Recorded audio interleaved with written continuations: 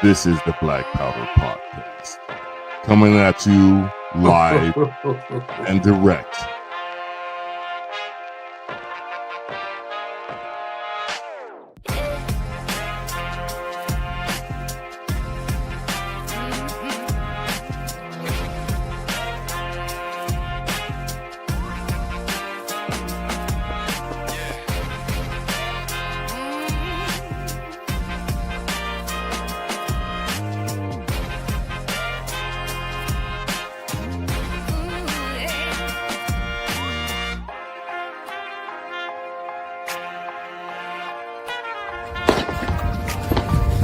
Your salty tears season my life. It's the Black Powder Podcast.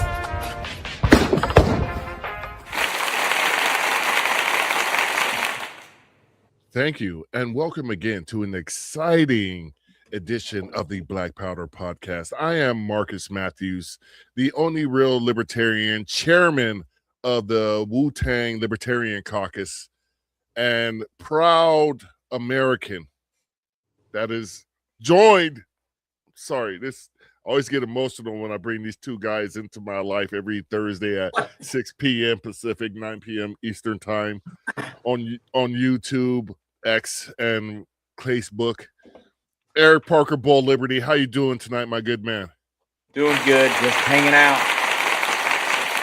Sorry. Did you mute him? Yeah. No, can we do that? I'm sorry. The crowd just jumped in here when I said Eric they're Parker. like, yeah, stepping on my toes. No, I'm just kidding. Yeah, I'm doing great. Nope. Happy to be What are here. you doing? We can't hear you. Yeah, I heard him. And then Oh, come on. we have Tub. Wait a minute. Hang on. So, how come I can't hear Eric, but unfortunately I can still hear you? That's a great question. Eric, No, will you check in?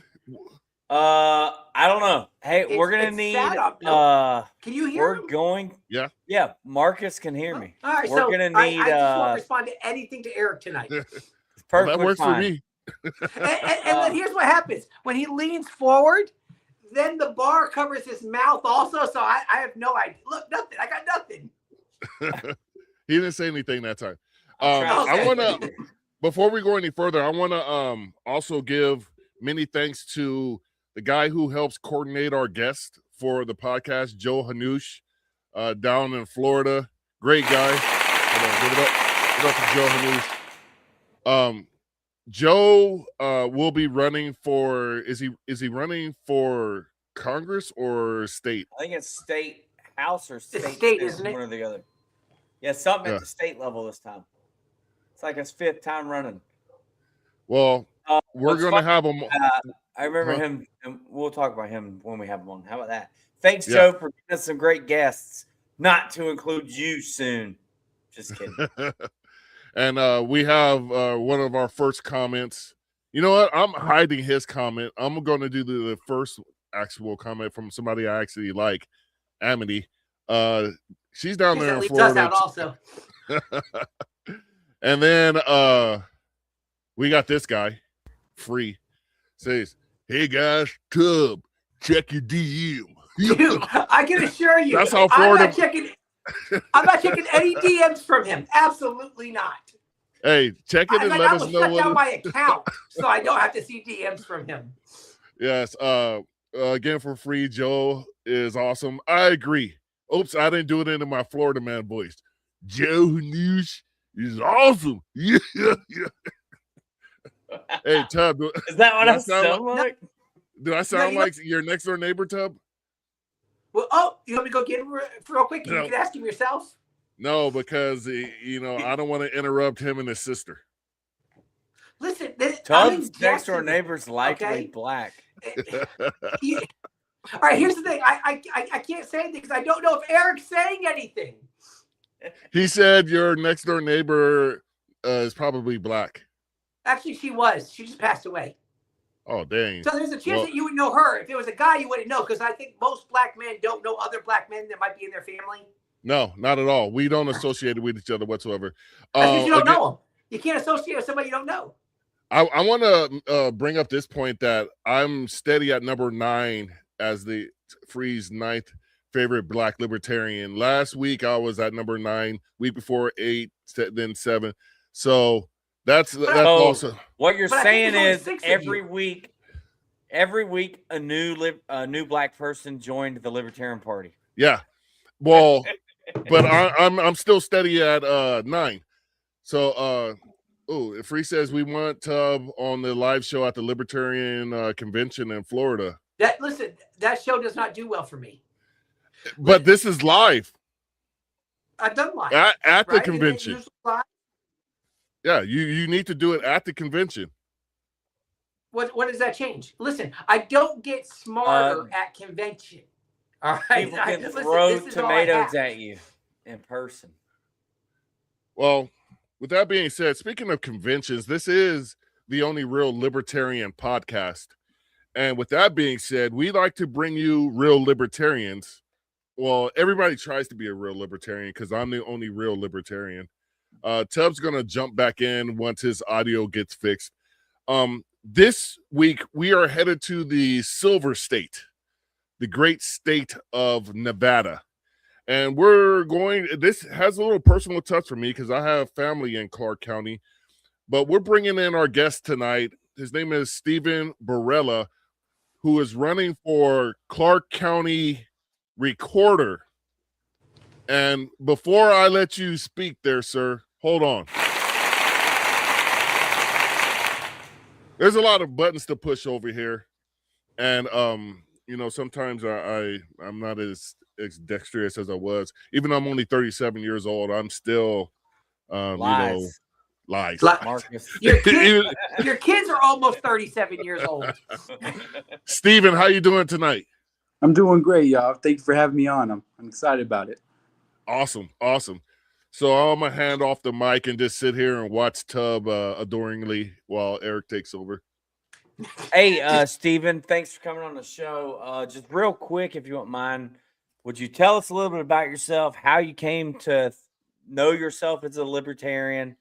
Tell us a little bit about Clark County and what made you decide to run for office as a local office as a libertarian. Of course. Well, I will say, like, my whole life's like a libertarian, is libertarian ideology. I was born to a single mom. She got pregnant with me at 17, had me when she was 18. And my dad, he was always in and out of prison most of his life. But I found, a lot of people always say, like, people aren't kind. Charity doesn't work. I'm a living proof that charity works. I got 2 fingers on my right hand. I was born with a birth defect on it. And essentially, the Shriners Hospital did the surgery for free. My mom couldn't afford it, obviously, being a teen single mom at that. And at that point, like, charity became a big thing to me. Even now, I volunteer every chance I get. You might see me at the Salvation Army. You might see me at a Catholic church. You might even see me at a mosque. If it's about helping the homeless, I'm always going to be there. I'm always about helping others, charity.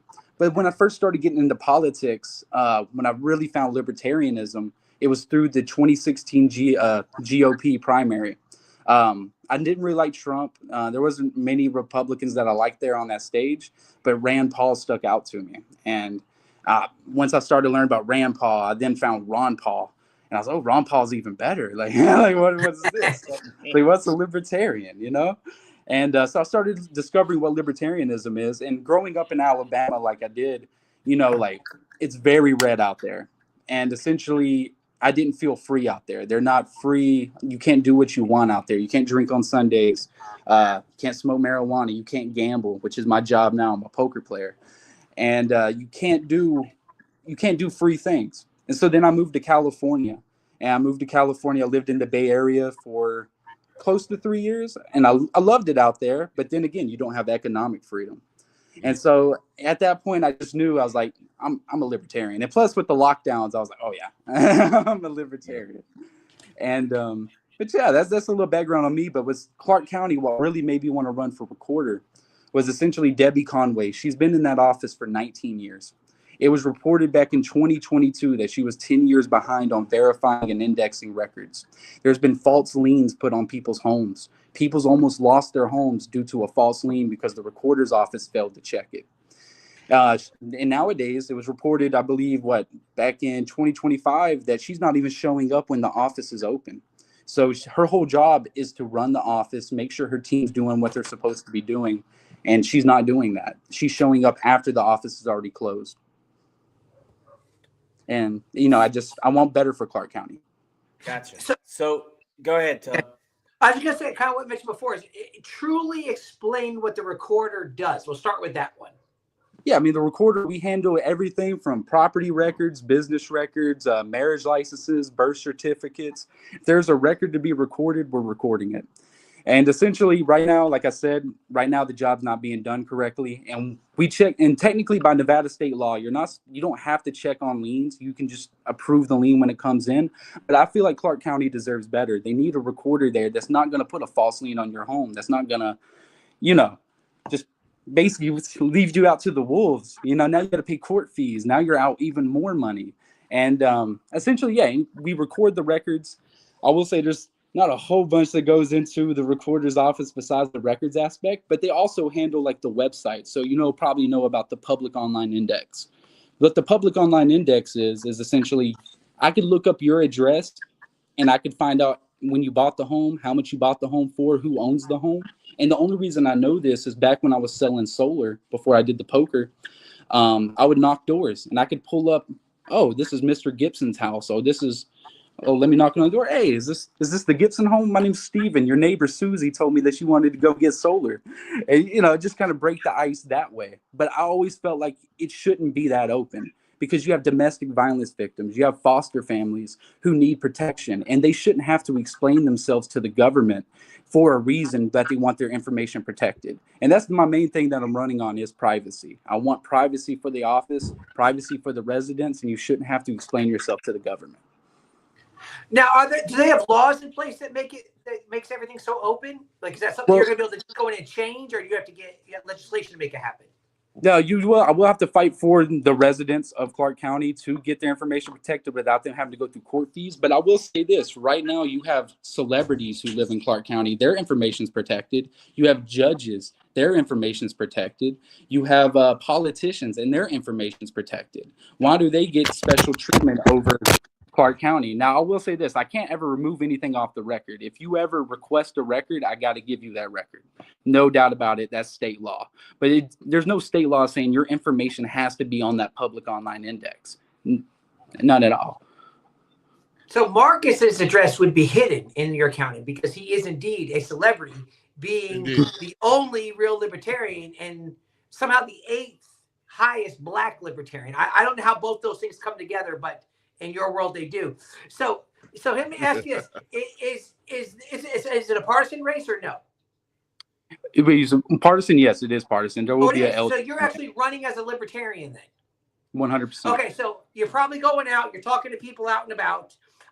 How do they do with receiving libertarianism? Are they aware of what it is? Are you finding that, hey, you got to explain a little bit more? Like, how's it working for you being a libertarian out there? I will say, yeah, I've been to a lot of different meetings. Like, I've been to Republican meetings where they've really liked me. Of course, I used to be a salesman. You know, I know how to turn on the charm when I need to. But the Republican meetings, they've always liked me. I've even had a few Republicans kind of tell me behind closed doors, like, hey, I'm supporting you, you know. But I've also handed out clothes, food, donated food to the homeless with DSA. I know that sounds crazy, the Democratic Socialists. But essentially, they were very kind to me. They let me pass out my flyers because they respected my very thing that I'm talking about, privacy. They respected that. They know that there's people out there that needs their information protected. And essentially, there's federal law that if you are a victim, they have to protect you. And right now, it's not happening. And they see that I'm here fighting for it, even talking to them. So Tub, if I may interject real quick, sorry. What is the political party of the incumbent? And is anyone else filed? Democrat. You can see that one. Yeah. All right. And is anyone else filed like from another party, Republican Party or any other third parties? Well, I will say I haven't heard about any other third party running, which they usually don't jump into, like, you know, county administrative races. Oh, actually, Libertarians, we haven't ran anybody for a very long time. I did just find out today for sure that there is going to be a Republican running.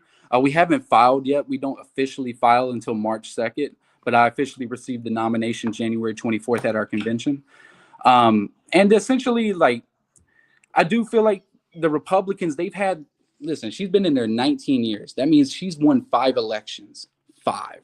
And the Republicans each time has gotten embarrassed by her, even with all her issues. And this is what I keep trying to tell them is you got to give a libertarian a shot, because I know I can take some independent votes. I know I can take some Democrat votes because they believe in the message that I'm pushing. Heck, her primary challenger in 2022, he was running basically on the same thing I'm running on, except I'm running on universal privacy, but he was running on privacy for the victims of domestic violence and for the foster families, because he was a foster, he's a foster himself.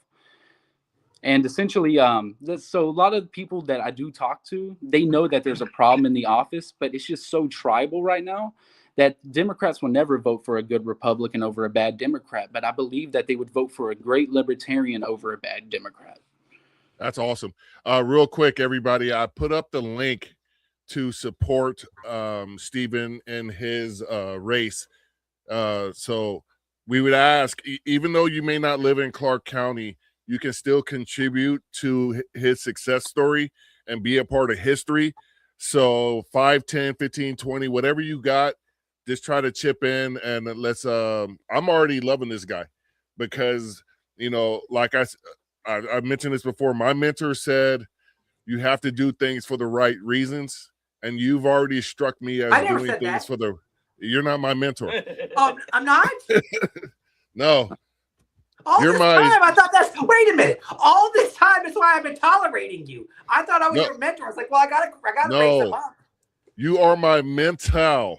You are my. All this time, I've had it all wrong. Mental is probably closer. But yeah. So I think that you're right. That at some point, do you almost start saying, hey, listen, like you go to the Republicans, go, dude, you guys aren't going to get this. This is not going to go in your direction. So the best thing you can do is kind of drop and just let me go do this. Let me take the fight. And you'll probably end up doing what Eric did to us. So right now, Republicans hate us because of Eric. Because Eric really stirred things up here in town and caused some problems in a good way. And it caused some problems. Like he invaded the Republicans and he got Republicans to turn on the Republican in his race. So they frowned upon that. But they wouldn't understand that, you know what, if you would stop, if you would just stop, it's the same thing Larry Sharp is going through right now. Like if you would just stop it and say, hey, just support me. Like, let me be the one to go and be the sacrifice on this one.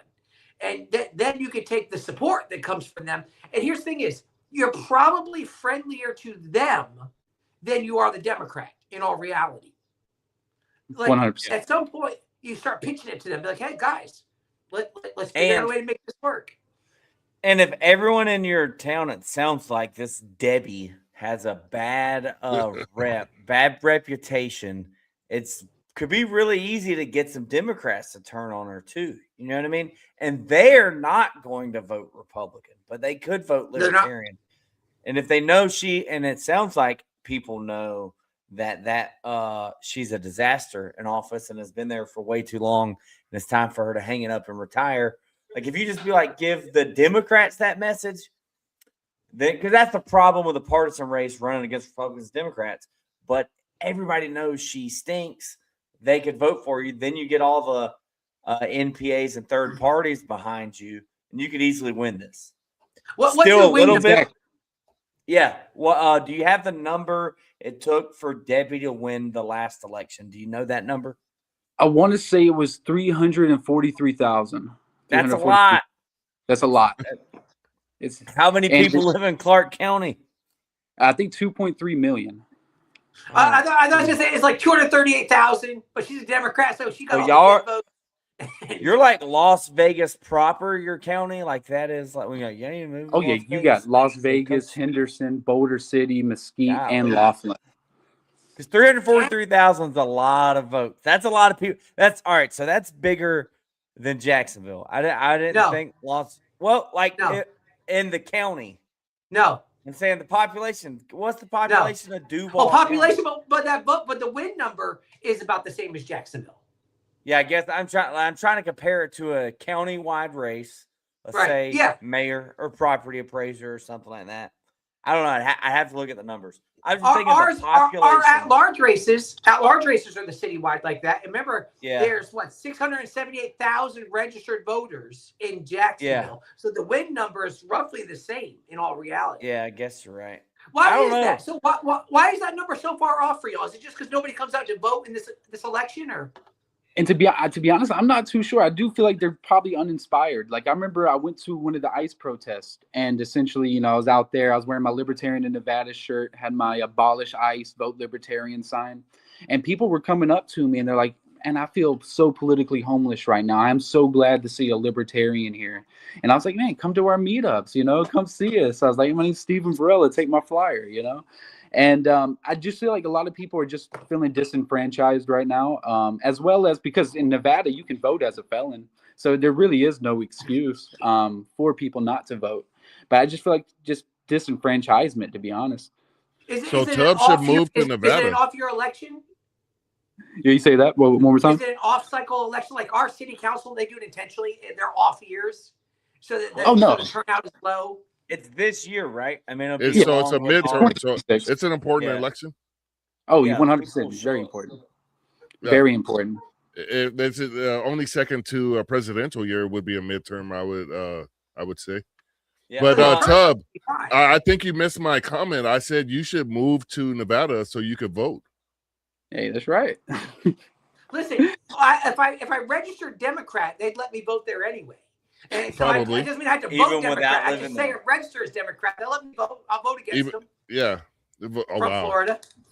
All right. So let me ask you this thing. All right. So your role is different than like city council and stuff like that and everything. Yeah. Do you find, and I asked this for a reason, because like when Eric and I were running, we ran together here in Jacksonville, and we had another gentleman who was running with us, and many times he would, remember Eric, we'd have different things that we were going to, and they'd ask him off questions, and he would answer every single time. And we'd be like, dude, don't even answer it. You don't need to take that on. That's not your fight. That's not your fight. Don't worry about it. And he would. And we just stop talking. And he was smart. Dude was way smart. But he just would keep on talking. We keep trying to tell him. And so I asked this for a reason. Because what you just said, you were out there at a very libertarian event, or Democrat event, really. You're out there at that event. Do you fear that could reflect negatively on you, especially since you want to go steal Republican votes? I will say this. At the end of the day, I'm always going to be who I am. My mama raised me to always be who you are and stand up for what you believe in at the end of the day. I'm never going to run away from a fight, but I will say that when I'm at a Republican event and they say something that I don't like, right, I'm going to be like, okay, and I'm not going to speak on it because I'm a guest in their spot. But if I'm out in public and I'm out in public and somebody's done something, or if I just saw an ICE officer kill a man right in front of me, and then the Republicans are now anti-Second Amendment. You know what I mean? It's like I'm always going to stand up for what I believe in at the end of the day. But you're not wrong. I mean, essentially, I'm going to have nothing to do with ICE. I'm just dealing with records, people's privacy. But I only pick the fight if the fight comes to me, if that makes any sense. Yeah, because voters get petty. I would just say that is a good opportunity to get your information into the hands of people that are politically active. The thing what Tubbs saying is and we're not trying to tell you how to run your campaign. We're not your campaign don't listen manager. to us, dude. Do not listen to us. We didn't win. We didn't win, but don't I was listen just to saying them. There's a difference in like. Don't listen to Marcus at all. He didn't even leave the garage. Yeah, Marcus hasn't ran for nothing, so he's got no experience. I ran from the cops plenty of times. You can't say that crap.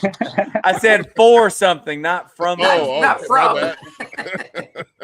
Anyways, I'm just saying. Remember, there's a way to do it. Like, be there, grassroots. Consider that like bulk door knocking. You don't got to go to every door. You're where the people are.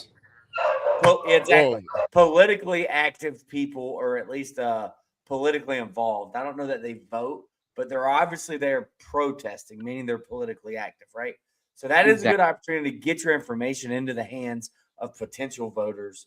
I guess what I'm getting at is there's different than that, and then live streaming while you're there and taking a selfie. And I haven't looked through your social media to know what you've done or not, but I'm just saying, remember, everything you do on your campaign account is and will be used against you by your opponents.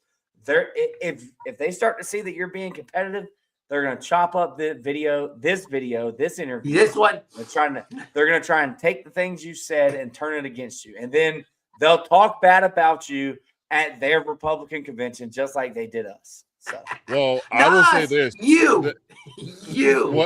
what his political opponents are going to do, because I strategically have him and Tub at the bottom. They're going to clip just him and Tub, and they're going to use Tub's face against you. They're going to go, wait, he's down with Tub? We're voting for him. Listen, you know what? They're like, hey, I didn't know you do Tub. But I wanted to say something to the point where you went to the ICE rally.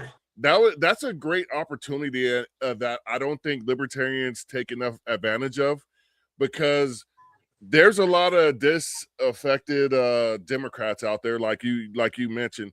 Because I just read an article where all these Gen Z whatever voters are already like, we swayed towards Trump, and it's the same. And that's where I think the libertarian messaging is missing right now. There is another one, if I could do the Yoda Obi-Wan Kenobi talk. So there is another choice. We just have to get that messaging out there, because I always say, there was a colossal failure in 2024. That was more than obvious, because nobody wanted them. And Angela sabotaged us. And now is another opportunity, because there's going to be a lot of Democrats voting this election cycle, because there is mounting frustration, and there's going to be a lot of independents voting this election cycle. So this is a grand opportunity for you. Let's go back to this link real quick, please. And yes, kind of go on what you said there a little bit. I agree with you 100%. The cool thing about it is, I get wherever I go, if I'm talking to a Democrat, if I'm talking to an independent, or if I'm talking to a Republican, at the end of the day, I know what issues we agree on. And at the end of the day, we will always find agreement. Like even a DSA, like I was scared. I was really scared going out there to pass food and clothes out to the homeless. I was like, oh, they're going to eat me alive. You know what I mean? But they were super nice, because I knew what to talk to them about. And at the end of the day, I told them this: I'm running for an administrative office. I'm not running for Congress. I'm not running for governor. Yeah, like at the end of the day, I'm running to help you, because I want to help you. I wouldn't be running, especially as a libertarian, if I wasn't here to spread my message and do what's right. Because at the end of the day, I could sell out and run as a Republican, or I could sell out and run as a Democrat, because I know it's the easy way. But at the end of the day, my life's never been easy. I got 7 fingers. People doubted me from day one. And next thing you know, I'm living in Las Vegas playing poker for a living. You know what I mean? It's like anything can happen. And at the end of the day, that's one of my strongest messages is, if I can do it, anybody can do it, and people should do it for the right reasons. And that's the only reason why I'm running. How is the libertarian support out there? Is the party big enough out there? Does it help at all? Oh, well, I will say we already have ballot access. So no matter what, like all our candidates will have ballot access. We actually have 3 other people running. We have Zach running for state assembly. We got my friend Gage running for state assembly. Ty running for state assembly. He's our Clark chair. And it's good. I will say there's probably only 9,800 registered libertarians in Clark County. But altogether, I believe statewide, we have probably around 16,000, like 16,800 or something like that. But a lot of Republicans will tell you they're libertarians, but, I always just call them, I say the Republicans who like to the Linos. Yeah, I can't. Yes. Listen, everybody's libertarian until it's time to vote. Yeah, exactly. I can't tell you how many times we had events here that we would go to, and Eric can tell you about some of these. We'd show up, and people would come up to us. And these are like Republicans running for office, and they'd come up to us. There's one right now. I can tell you, he was in my race. I was running against him, and we'd always talk. And then when he ran for another office after, he actually won. And so I remember every time, even when he ran for that one, he comes to me, he goes, Tub, I'm really a libertarian. And I go, no, if you were, you'd put the fight in. Because I think what you're saying is kind of like what Eric and Tracy and I were trying to do. Like, our goal really was, we're going to run, because I don't think we had any. I think, Eric, did you find one that a libertarian had run many cycles ago? Right? Mm-hmm. I think it was 1 year ago. I feel like a tour, not for city council. I don't think so. City council? Okay. It So might have been.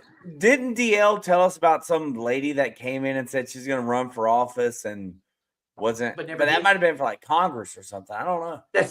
Anyways. So our thinking was like, okay, here's what we're going to do. We're going to go out and we're going to take the hit. Like, we're going to go out and we're going to have to represent liberty.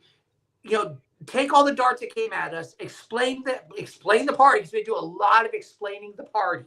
So we were like, okay, let's do all of that, so that maybe the ones who come after us don't have to do all of that.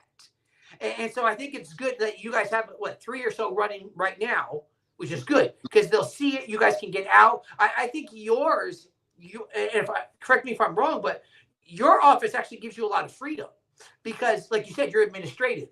So you're like, hey, dude, I can tell you about things I like or whatever, but I don't have influence on that. So we don't have to argue. You make the coalitions. Like, you can actively go out and say, hey, listen, I like what you're doing in this party. Yeah. I like what you're doing in that party. And what you're doing is what libertarians need to learn how to do better. We say, oh, we gotta build coalitions, we gotta do it, and then we don't. Because then we just go, I have the only right answers as a libertarian, and everybody else is wrong until they learn it. But when we get honest, we go, hey, wait a minute. Like, you found some issues that you can agree with both sides on. Go be a part of that. Go actively pursue that. And I think why they're taking you in is because you're actually living out something that is the heart of libertarianism. Go be active. Go volunteer. Go be a part of the solution instead of just sitting around hiding and complaining all the time. So I think that will speak through. And I think if you keep doing what you're doing, that, hey, I'm going to go out, I'm going to feed the homeless people, I'm going to be actively engaging in libertarian work, not just running for office, but you're showing them this is what we do. So I think if more people could see what you're doing, and maybe, you know what? Why don't you take a minute and explain those things? Because I know you mentioned the DSA before we got started. You mentioned it briefly. Explain those out. Explain what you're doing, which is really just libertarianism at work. Yeah, I mean, essentially it's just showing up. I mean, wherever I do see an event, whenever I do have time, I'm always going to be there. At the end of the day, a lot of people like to say, like, libertarians, like, oh, they don't care about people. They only care about these corporations. Well, it's just the complete opposite. We believe in giving from your heart. We don't believe in giving forcibly from your pocket. You shouldn't be taken from coercion to take from one to give to another. But if I want to give out of the kindness of my heart because I truly care about people, I'm going to do it. And that was surprising too, because even the DSA, they were surprised when they're like, oh, you're a libertarian? I'm like, yeah, I'm libertarian. I have a libertarian shirt on. And, I had my flyers with me. And after they got to talking to me, I spent probably around 2.5 hours out there helping give food to the homeless, folding clothes, giving clothes to the homeless. And essentially it was a great experience. And after they talked to me for a bit, they're like, oh, man, you're actually a pretty cool guy. You're a nice guy. And I'm like, exactly. I mean, all libertarians are. I was like, you should come out to one of our meetups and actually meet us, get to know us, because you'll be surprised about how much we have in common. Like, yeah, I mean, we're going to disagree on economics because you want to rob me even more, but it's not the point. You know what I mean? But at the end of the day, they're like, I really like what you're running on. I believe you're doing it for the right reasons. And I really am, because I even told them, I was like, listen, I want to get Debbie Conway out of there. And I was like, I know a Republican's not going to do it. And I feel like a libertarian is the only shot to get her out of there. And if y'all don't like me in 4 years, just vote me out and put another Democrat in. She'll probably do a better job. Like did Debbie Conway.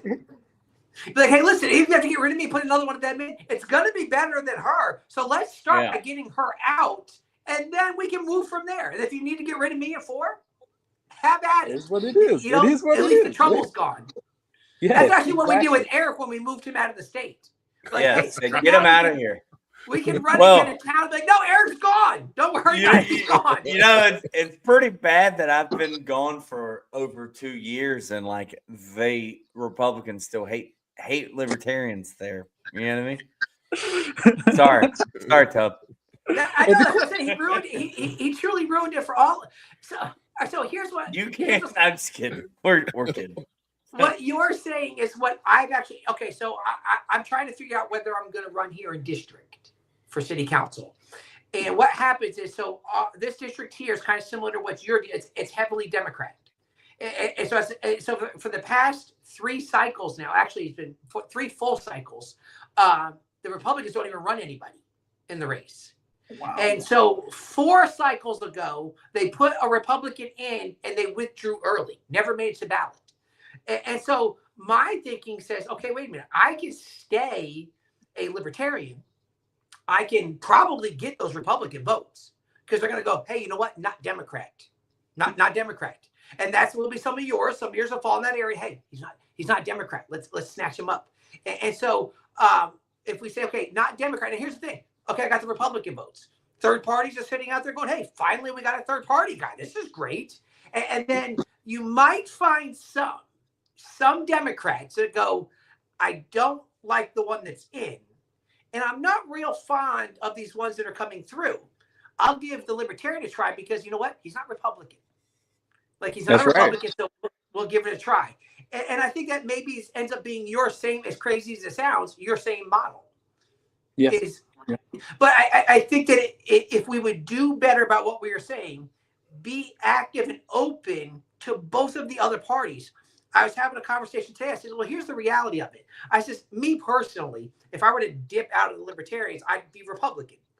That's just where I would be. So I'm like, I lean more Republican anyway, but running against Democrats, I go, hey, guys, there are things that I'm on board with y'all with. And so you can go do that. And you wouldn't be lying. You'd be staying true to who you are.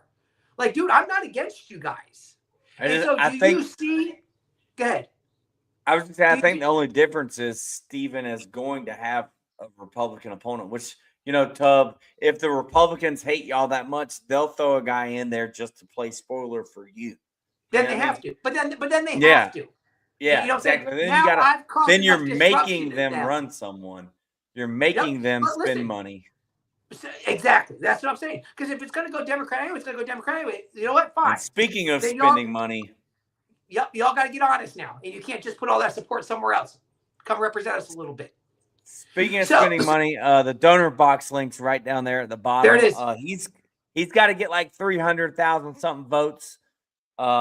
Which with it being a 3-way race, and I don't know if it was last time in the general election, but is this going to be in the general election? Like, do they have closed primaries in that race? Yeah, well, there's like closed primaries. So essentially, like the Republican will be in the general. I'm officially in the general election. But the Republicans, they couldn't have somebody who wants to go run for it and primary the guy running. I mean, I will say even Debbie Conway. I mean, they've tried to primary her back in 2022 and it didn't work. And I actually kind of like that candidate. I probably would have voted for him, to be honest, definitely over her. But essentially, kind of build off there and but yeah, it's a countywide race. I'm definitely gonna have to take votes from both sides. But essentially, I do believe in the party back with the Libertarian Party backing me and the connections that I've made, even with some Republicans and some Democrats, that I truly believe I can pull this off. I'm a poker player at the end of the day. I'm never going to run for something I don't feel like I can win. That's why I was like, but the great thing about Nevada too is people already understand sort of libertarianism. They might not know what the Libertarian Party is, but Nevada, we're crazy libertarian. We got no state income tax. You can drink in public. You can take your drink from outside the casino, still sip it as long as it's not glass. You can buy marijuana. You can go to the grocery store, buy your groceries, and then gamble on a slot. Where else can you do that? Yeah. At the end of the day, not in New Hampshire. and still great gun laws, no matter how people from the 4th largest economy in the world move over there and try to bring their California. Why would they need to? Why would they need to? We got open carry. We do have open carry. Well, hey, I mean, Nevada was extremely affordable prior to the housing market crash. It was, you could buy a huge house. You just have to deal with 125 degrees about 10 to 20 days a year. If you could deal with that, and it actually does snow in Las Vegas. So there's some weather extremes, but Nevada is a beautiful place. He's running for records. He can't control the weather. What are you getting at here, Marcus? No, I'm just talking about the overall aspect of how great Nevada is and how great it would be with a libertarian for Clark County recorder. Tub, if you're not following along with the rest of the class, I'm going to ask that you sit here quietly and wait for your turn. He's not trying to get into the Department of Tourism. He's trying to get into records. Like, okay, listen, great weather. Listen, he's got to do his job regardless of what the weather is. Listen, some of us get out of our garages. We go and we get I have some great selling points on North Carolina too. Florida, not so much. Because Florida, you got to deal with people like Tub. Tub is so off-putting that Eric moved from Florida to get away from Tub. Tub ran me off. He ran him off. Eric moved right before we got open carry. That should tell you something. So Eric doesn't really love liberty. Eric doesn't really love. He found out we were going to be open carry. I'm getting out of here. This guy scared me. And he took off. Yeah, this is dangerous. Dude, for the record, North Carolina, don't even leave California. All right, you're in California. Shut up. You have nothing in this argument. You just sit there and just let the rest of the grown men talk. North Carolina already had open carry. That's why I came here. Yeah. Anthony says Florida is paradise. I don't know. And you moved to the area of your favorite gun manufacturer. That's right. High Point. High Point. He went to 40 cal for $80. 40 cal. Get you some straight ghetto guns. All right, let's get back to where we're supposed to be. 40. All right. Anyways. All right. So here's the thing. Let's go to where we belong. All right. So clearly, there's no term limits in this office because that lady's been lingering. Okay. Yes. No term limits. How do you feel about term limits? Would you only stay a certain amount of time? And do you believe that, however this plays out, that you would run for another level of office? I will say this, like, I know this is probably one of my more unpopular takes. I don't believe in term limits. The reason why I don't believe in term limits is because essentially I feel essentially if you want somebody out of there, you vote them out. I mean, at the end of the day, that's your choice. That's way how you operate in the market of ideas. Essentially, that's the only reason why I don't believe in term limits. I feel like it does limit our freedom to choose our representatives. Mm-hmm. Now, what I do have a problem with is her having 19 years in the office and being 10 years behind. So you can't even blame your predecessor. That was you. That was literally you. Essentially, then if I would ever run for office, right now I really am just focused on the recorder's office. I've never really thought about a higher office. Because I know if I do want to win in a higher office, it's going like Congress, governor, probably even Secretary of State. I'm probably going to have to join either the Republicans or the Democrats. And essentially right now, just how both parties are, it doesn't seem a very good likelihood for me. I've always been a libertarian. I've always resonated with libertarianism. Even though I am a minarchist and some of the anarchists get mad at me, but it is what it is. Listen, I'm with you. I'm in the minarchist category also. Yeah, so we're in the same place here. Same. Listen, everything was fine until Marcus said it. Yeah, all right, never mind. I'm changing from minarchist because Marcus won. I'm going to choose something else. Yes, I got to come up with something. I'm socialist now. I'm going as far away from him as I can. I'm a constitutional libertarian. So there you go. Let me ask you a question since you brought it up technically. All right. How do you feel? Okay, it's just a personal thing. How do you feel about libertarians? Because you're like, hey, I'm libertarian. This is who I am. How do you feel about libertarians running as Republicans or Democrats, whatever, just to get into office? Well, I'm okay with it as long as they don't sell out their principles. If you're a sellout and you're going to, like, I've seen people who's been in the Libertarian Party here in Nevada, and now they're running as a Republican. And at the end of the day, they've already switched. They did a 180 on their beliefs. And at the end of the day, I don't respect that. But if you're somebody like who's going to stand on your principles, like Ron Paul, if you're going to stand on your principles, like even Rand Paul, even though I call him libertarian light, Yeah. But if you're going to stand on your principles, I'm going to respect you. And that's the only reason why I would ever consider running as a Republican. But I see how that they're treated in the party. I see they're getting called names. They just want yes men in the Republican Party. And libertarianism, we don't believe in just being a yes man. We stand by our principles. We stand by what we believe in, even when it's unpopular. That's why I was like, when you asked me the term limit question, I was like, dude, I gotta stand on it. I know it's not popular, but I'm going to stand on it because it is my belief. And I've never been one to sell out my beliefs. And, because at the end of the day, like, that's all you have. All you have is your principles. So here's what's funny. Okay. So the first time that the three of us went down to a state convention, So we got an opportunity to speak as candidates. And so they give Eric, what we're supposed to have? We're supposed to have like 7 minutes each or something like that to explain. It's basically, hey, send me money, talk, you know. So I got up there and I pastored it. I took 7 minutes, like I turned it 15 about minutes. 18 minutes. and all I did was just dog out the party about, guys, we are horrible. And that's all I did. And it was kind of funny because as it's happening, like more people are filtering into the room, like some dude's mad in there, you know? and so here's the funny part. So when it's said and done, okay, I remember I'm sitting back there with Eric and all, and there's somebody, as being a pastor, you kind of learn people are kind of lingering because they want to talk to you real quick. And so I wasn't really paying attention, but I could kind of keep seeing somebody lingering. And so it finally comes up, and it was Spike. And so Spike, he's talking, he goes, listen, Tub. And at that point, we didn't know each other. And so he's like, Tub, yeah, I'm like, that's me, okay. And he's like, listen, he goes, what you just said is exactly what we need to hear. I said, okay. I said, well, listen. I said, I did it, and I didn't know if they were going to turn on me or not. And here's what he said. He goes, oh, they would have. He goes, if they didn't like it, he goes, oh, they would. He goes, they would have booed you off the stage. They would have thrown stuff at you. He goes, they would let it be known. And so I say all of that to say this. We have to win our own party. Our party is not the party of yes men. Like, just because you're in this party doesn't mean the libertarians are all going to go, you're my guy, you're the greatest. Oh, no, you got to win your own over first. You know what I'm saying? And we sometimes take it too far, especially for I made a post earlier today. I said, hey, libertarians, if there's a candidate running locally, like basically cut them some slack. There's no benefit running as a libertarian. It's not there. It'd be far easier for you to go and say, hey, I'm going to run as a Republican. I don't deal with all this craziness. But I like the fact, I think that I'm sorry, Marcus, these are candidates. What candidates do is that we know we want to stay true to who we are. It's not just hide behind a microphone. Like, we get out there and we want to be true. And I think it's kind of what you've been saying all along, is that this is who I am.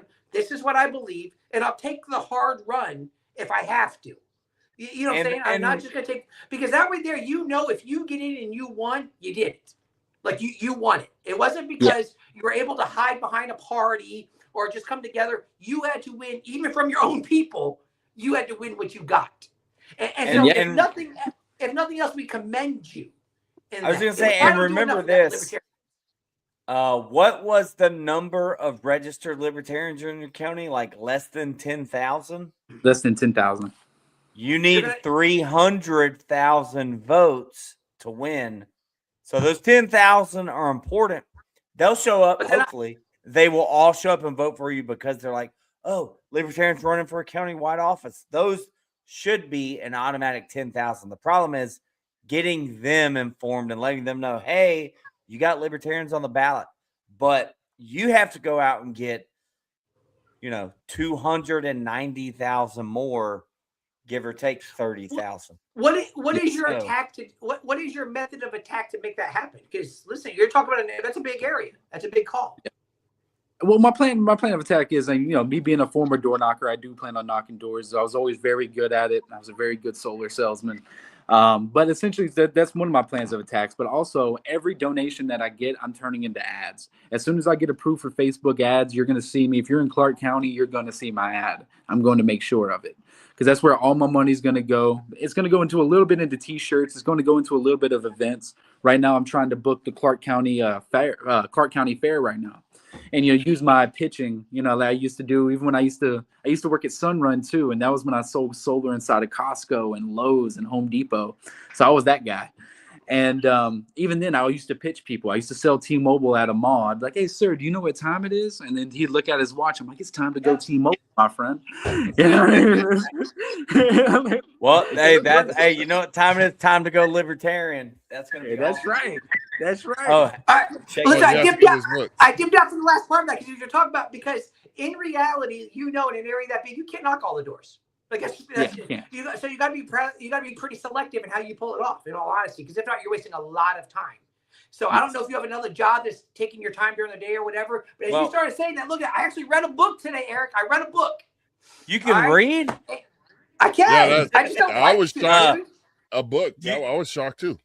But to answer your job, job, get the audio version. There's a shameless plug for Eric Frankie. All right, so it's the Liberty Candidates Practical Guide to Door Knocking, and it's simple because he was on the show last week, and I'm like, hey, that seems like, dude, it's a pretty legit little book. Not much to it, and so it actually has a number of things that kind of would probably help in what you're trying to even accomplish. So I will do a shameless plug for Eric Frankie real quick and say, hey, every Libertarian candidate should snatch this book up for $10 off of Amazon. It was worth it.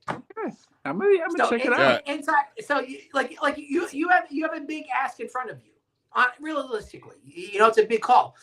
So how much time are you able to commit to campaigning right now? Well, right now, yeah, I mean, I play poker for a living, so like I don't have like a regular 9 to 5 or anything like that. I don't know what that means. Like I know me and my 5 friends, I lose every time. So I'm guessing.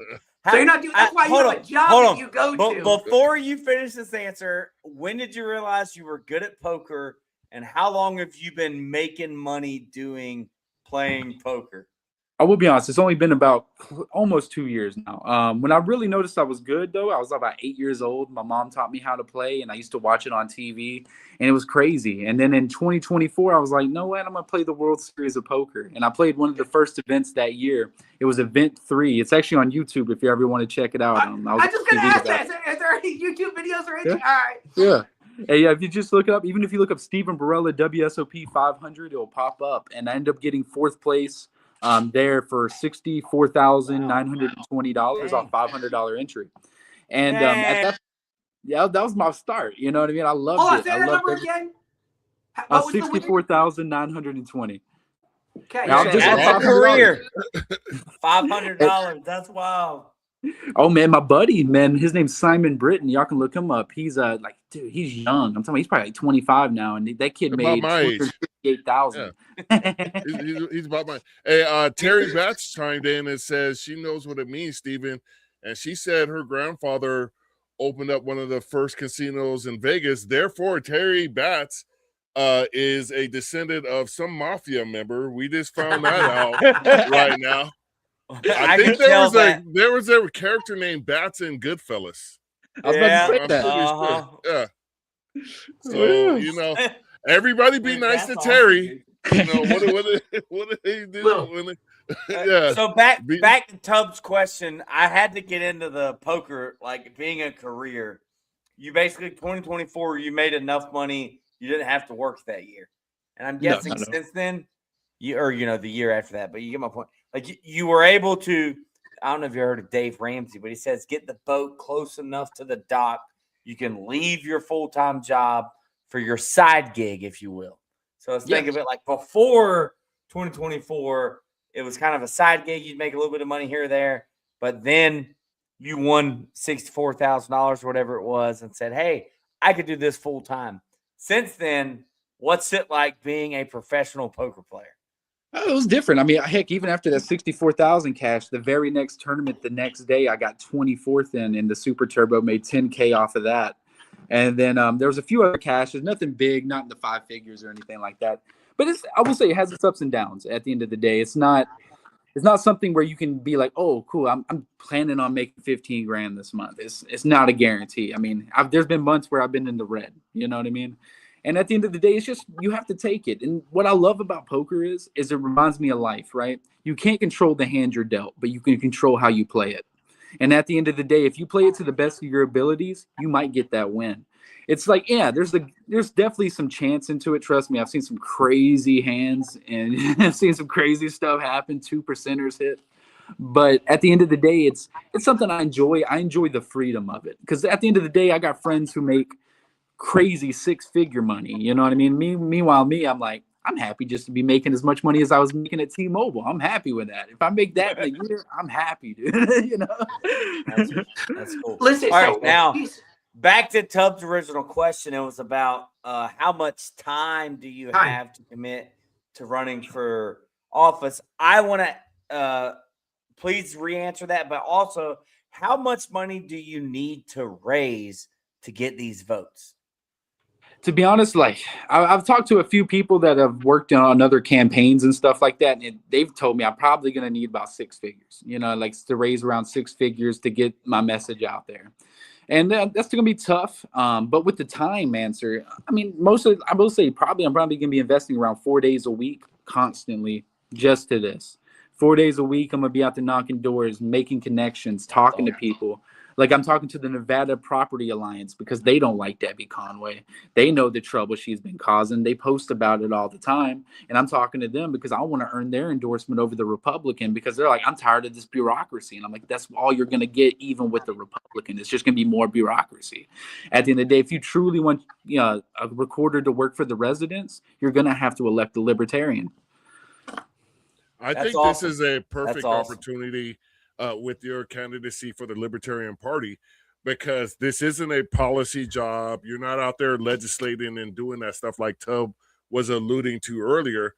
This is an opportunity to show libertarians can function inside of the current status quo without being the current status quo, if I could phrase it that way. Yeah. Because if you're 10 years behind in your work in any other sector aside from public, they would have ran your rear end out of there easily 9 years before that.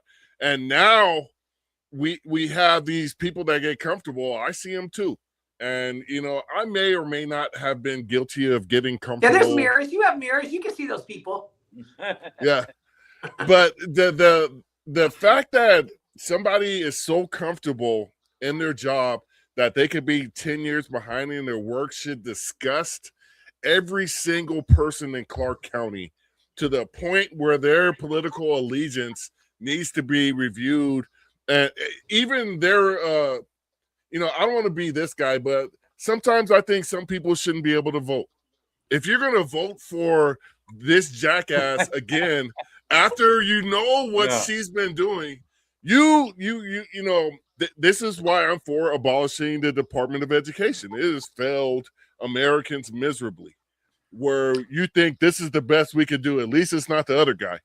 I was like, that's one of the stupidest mental concepts that we have with our political system that I could ever think of.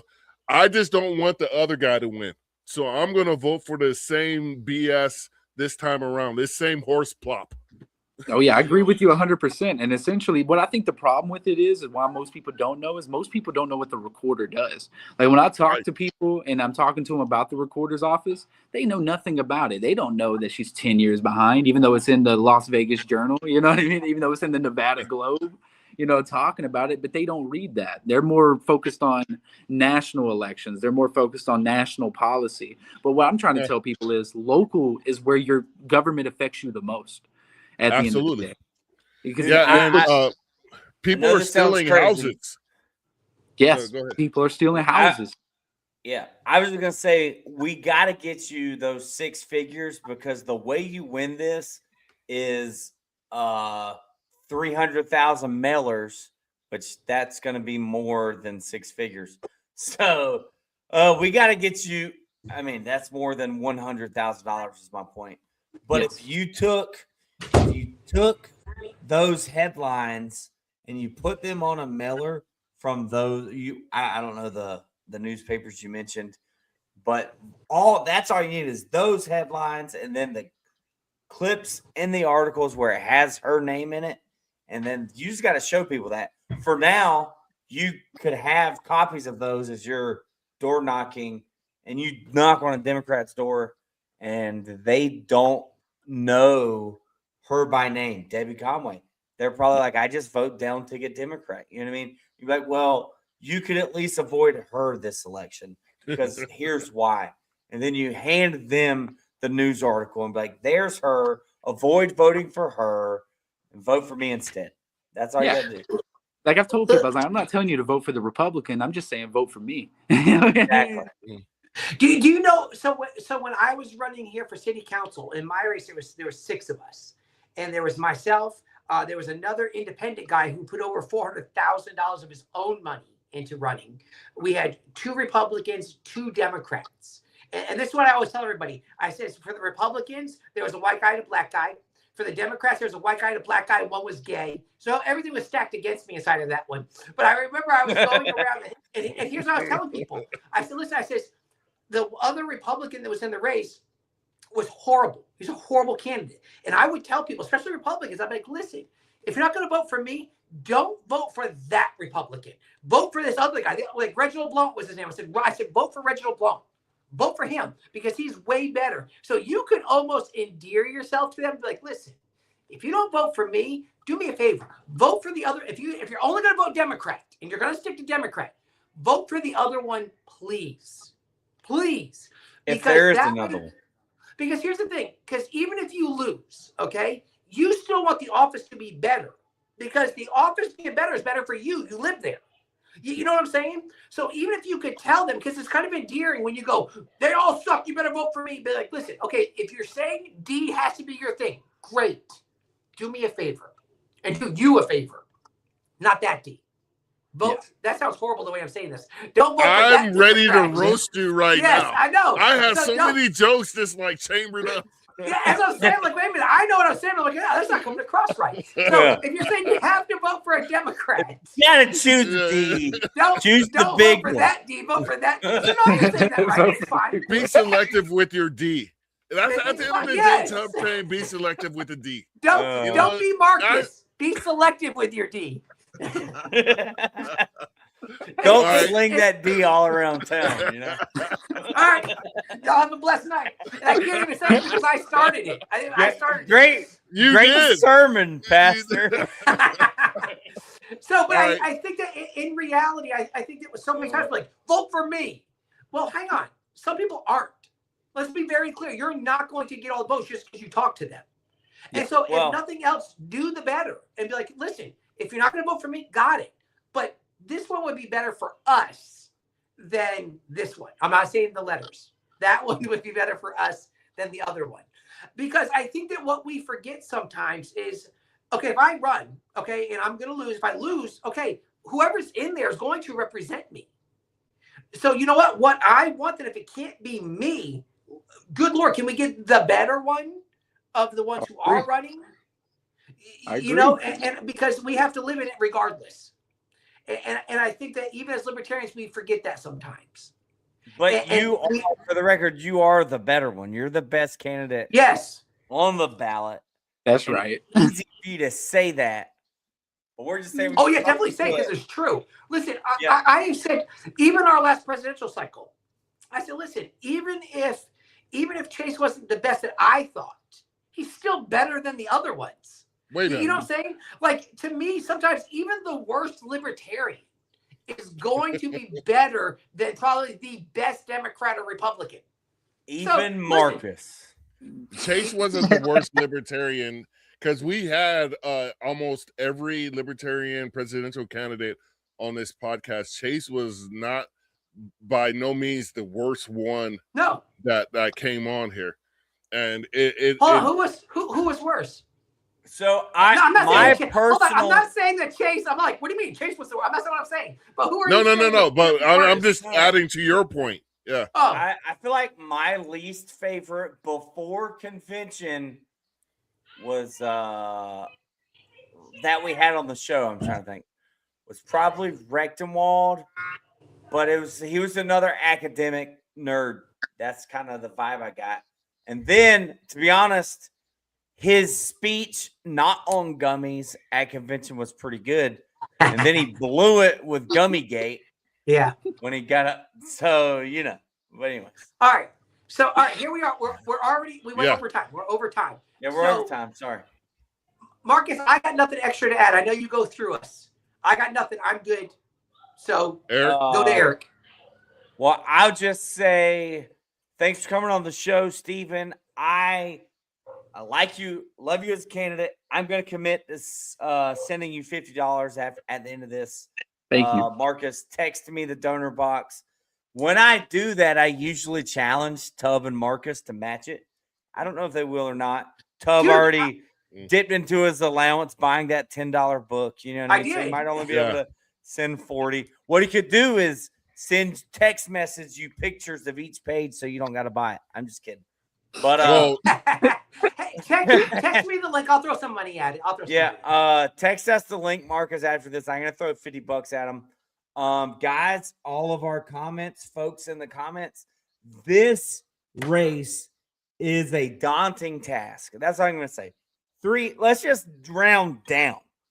300,000 votes to win is a lot, but it's a partisan race with a viable, great libertarian spokesperson, libertarian candidate, a great salesman for the message. I say we get behind this guy. This is one of those races. It could be on the news. All right. I think Steven has a real chance to win this, but if he doesn't, he's definitely going to piss off the Republicans, right, Tub? Yeah, great. And ruin it for all of the other ones who stay in town. But I'm just saying he's challenging the Uniparty. He will get press for the Libertarian Party, for the Libertarian Party of Nevada, and it's a good stepping stone. This is your first time running for office, right, Steven? Oh, yes. It's my first time. If he breaks, I'm saying like 20%. I'm saying if he beats the Republican and still loses, next election cycle, he runs for the same seat and he wins. This is one we need to get behind. We need to throw some money at it. Marcus, drop the saying we have here. I'm done. I'm out. Mic drop. Peace. Well, I want to say I hope Tub can give in some money because last week he spent all his corned beef hash money, the $10 monthly allowance he gets for you corned don't beef hash. you don't understand white people at all, do you? Like, not at all. Like, do you talk to us? Where do you get your ideas about white folk from? From the neighborhood black associated meeting where they told me that you guys think Sprite is spicy water. And there It's got a little kick, you know. It's got a little kick. Joke's on you, Marcus. I don't even drink soda. So, Sweet tea only, my Tub. no, dude, it's been water all the time lately. And since I've left, he hasn't had a craft beer in 2 years. Listen, you have to drive me out a little bit. That's sad. All right, Marcus, go ahead and do your thing so we can let Steven finally do the important stuff and plug himself. All right. Well, I don't really have much to say. I want to thank Steven very much. I got to be honest. Last week we had Eric Brakey on here, and he's a libertarian leading Republican. I would assess that. But the week before that, we had Steve Brown on here from Texas, and he's like a libertarian like I am. We came to the party naturally because it wasn't a Ron Paul moment, even though I do admire that guy. Hello? We got you. Hear me? I can hear you. Unfortunately, we can hear you. But oh no, listen, I wasn't brought in by Ron Paul either. I was a Neil Bortz guy. Well, I'll give some other old white guy. Got it. The other old white guy. But like I said, doing things for the right reasons is always key to me, and I look forward to following your candidacy. If you got anything to plug, please shoot it our way. We will do so to the best of our ability. With that being said, I still have your link posted here for the donations, 5, 10, 15, 20, 25 to $50, $100, $500. Let's get this done. Libertarians, like we say on this podcast, put your money where your memes are. It is time. What's up, homeboy? We got my younger brother on here. You know what I'm saying? Younger brother? It's your grandson's age. Good Lord. He may be. How old was your mama having kids? Poor woman. Well, he may be one of those libertarians ranked above me. One of those black libertarians. There you go. Yeah. So, thank you very much. Go ahead and plug all where everybody can find out about you and whatnot. Steven. Oh yeah, so you can follow me on Facebook at Steven Borella for Clark County Recorder, as well as you can follow me on Instagram, same thing, Steven Borella for Clark County Recorder, and on Twitter, Steven Borella 52 because I got the 5 and then I got the 2. and essentially, the website will be up soon. It should be up, I say, latest 2 weeks. Sweet. Everybody else good? Yeah. Sure. Hey, thanks for coming on the show, Steven. Thank you for having me. Yeah, thank y'all for having me. I really enjoyed it, y'all. Y'all are a blast to talk to. Word. Steven, this outro goes for 56 seconds. We asked you to kick it for that almost minute so we could say some proper goodbyes. And I probably have some more jokes about Tub I couldn't say on air to ruin your campaign that I want to make you privy to. Why? Because you love all those white people together? I'll see y'all then, y'all. You racist. Y'all have a great day, okay? Yeah. And this has been the Black Powder Podcast. Oh, he did that. The only real libertarian podcast that has ever existed. I'm Marcus Matthews, the only real libertarian. Like I said, chairman of the Wu-Tang Clan caucus. Thank you, Eric. Thank you, Tub. Live free or die. Or die. This is the Black Powder Podcast. Coming at you live and direct.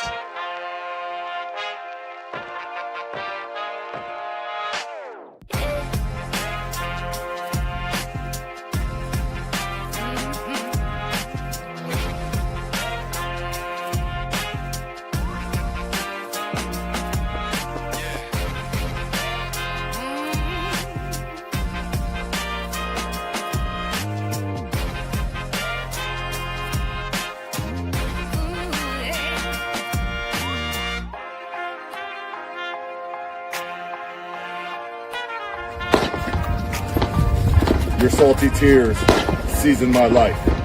It's the Black Powder Podcast.